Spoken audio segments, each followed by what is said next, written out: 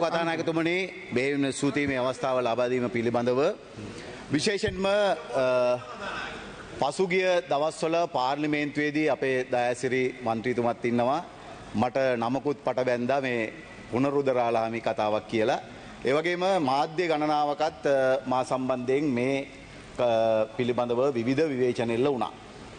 පසුගිය දිනක ඉඹුල්ගොඩ ප්‍රදේශයේ පවතින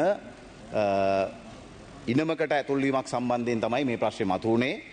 මම ඊටාම පැහැදිලිව අවධාරණය කරන්න ඕන එකක් මම පන්සලකට බලහත්කාරයෙන් ඇතුල් වෙන්න ගියා කියලා තමයි ඒ ප්‍රවෘත්ති පළ වුණේ. නමුත් ඊටාම පැහැදිලිව මේ මා සතුව තිබෙනවා මේ ඉඩම් වලට අදාළ සියලු පත්තිරු ගරු කතානායකතුමනි මම අරගෙන තිබෙනවා. සියලුම පත්තිරු. මේ පත්තිරු කිසිවකක මේ ඉඩම් පන්සලකට අයිති බවක් සඳහන් වෙන්නේ නැහැ.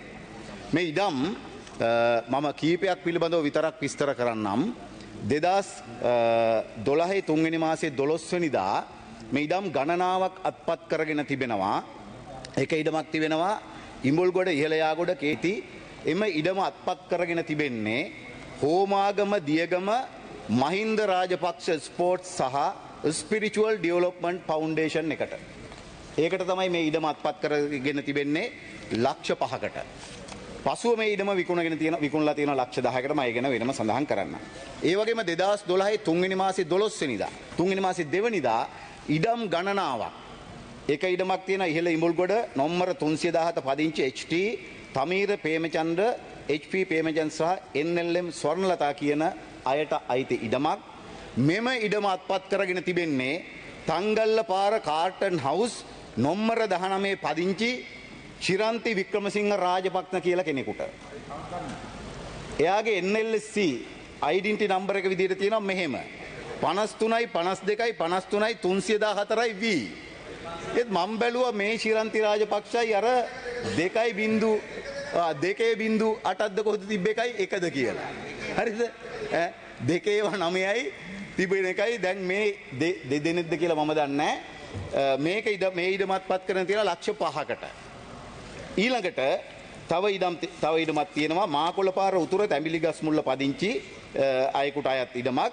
එම ඉඩමත් අත්පත් කරගෙන තියෙන්නේ තංගල්ලපාර කාර්ටන් හවුස් නොම්බර 19 පදිංචි ශිරන්ති වික්‍රමසිංහ රාජපක්ෂ මහත්මිය. ඇයගේ ID නම්බර එකක් තියෙන්නේ 53යි 52යි 53යි 314යි V. මේ විදිහට ගරු කතානායකතුමනි මේ ඉඩම් සියල්ල මෙතන තිබෙනවා ඒ සියලු පත්තිරු.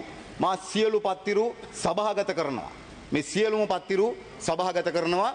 මේ පත්තිරු කිසිවකක සඳහන් වෙන්නේ නැහැ පන්සලක හෝ ස්වාමින් වහන්සේ කෙනෙක්ගේ නම. ඊළඟට ගරු කතානායකතුමනි මේ සියලුම ඉඩම් 2023 10 වෙනි මාසයේ 10 වෙනිදා මේ සියලු ඉඩම් නැවත පවර්ලා ලියලා දීලා තියෙනවා. මේ පත්තිරු සඳහන් වෙනවා නොම්බර 132A SDS ජයසිංහ මාවත නුගේගොඩ පදිංචි අමිල සමරරත්න කොඩිකාර කියන මහත්මයෙකුට ලියලා දීලා තිබෙනවා. ඔහුගේ ID නම්බර එක ලෙස සඳහන් වෙන්නේ 920යි 62යි 02යි 35යි V. ප්‍රශ්නේ තමයි මේ ලක්ෂ 5ට 10ට ගත්ත ඉඩම් ලක්ෂ 120ට තමයි මේ විකුණලා තිබෙන්නේ. 2012 ගත්ත ඉඩම අවුරුදු 11ක් ගියපු තැන ලක්ෂ 5ට ගත්ත ඉඩම ලක්ෂ 120ට ලක්ෂ 10ට ගත්ත ඉඩම ලක්ෂ 120ට තමයි මේ කියන අමිල සමරරත්න කොඩිකාර කියන මහත්මයාට පවර්ලා තිබෙන්නේ. ඒ නිසා මම තවත් ලොකු වෙලාවක් ගන්න නැහැ ගරු කතානායකතුමනි. මේක තමයි මේ කියපු ඉඩමේ ඇත්ත කතාව. මේ නිසා තමයි ඒ ප්‍රදේශවාසීන් ඔවුන්ට බරපතල ප්‍රශ්නයක් තිබුණා මේ ඉඩම් අත්පත් කර ගැනීම පිළිබඳව. මේක කොහොමද අත්පත් කරගත්තේ? මොකද මම දන්න තරමින් සමහර ඉඩම් ලියලා තියෙන්නේ අරලියගහ මන්දිරයට ගෙනල්ලා. අරලියගහ මන්දිරය ඇතුලේ තමයි මේ ඉඩම් පිළිබඳ මේ ඔප්පු ලියලා තියෙන්නේ. ඒ නිසා ගරු කතානායකතුමනි මා පිළිබඳව ඒ වගේම අපේ දේශපාලන පක්ෂය පිළිබඳව මේ ආණ්ඩුව පිළිබඳව විවිධ විවේචන එල්ල කරා. අපි මේ පන්සල් වලට මම එදත් පැහැදිලි කරා කිසිදු ලෙසකින් අපිට පන්සල් වලට අතපොවන්න හෝ මැදිහත් වෙන්න කිසිදු උවමනාවක් නැහැ. ජාතික ජනබල කිසිවෙකුට එවැනි කිසිදු උවමනාවක් නැහැ. නමුත් මේ පත්තිරු වලින් ඊටාම පැහැදිලි වෙනවා මේ ඉඩම් කිසිවක් පන්සලකට හෝ ස්වාමින් වහන්සේ නමකට හිමි කාර්යත්වයක් නැහැ. එතන බෝඩ් එකක් ගහලා තිබෙනවා බෞද්ධ මධ්‍යස්ථානික. උන්ට ඕක තමයි මේ පන්සලේ එහෙම නැත්නම් මේ ඉඩම් වල ඇත්ත කතාව සමට අවශ්‍ය උනේ පසුගිය දිනවල පාර්ලිමේන්තුවේදීත් ඒ වගේම මාධ්‍යවලත් මම මේ මාධ්‍ය වේදිකමුත් ඉල්ලනවා.